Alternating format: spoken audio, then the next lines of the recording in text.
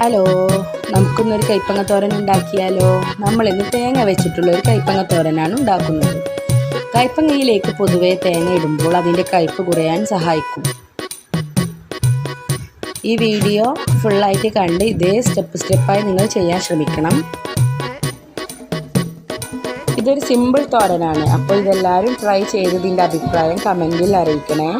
അപ്പോൾ വീഡിയോ ഇഷ്ടമായാൽ സബ്സ്ക്രൈബ് ചെയ്യാൻ മറക്കരുത്. അപ്പോൾ അടുത്തൊരു നല്ലൊരു വീഡിയോയുമായി വീണ്ടും കാണാം.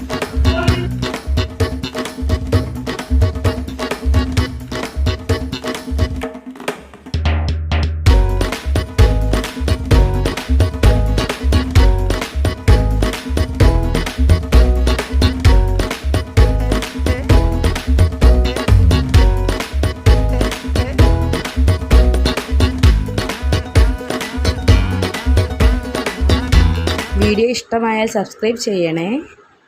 അപ്പോൾ അടുത്തൊരു വീഡിയോയുമായി വീണ്ടും കാണാം.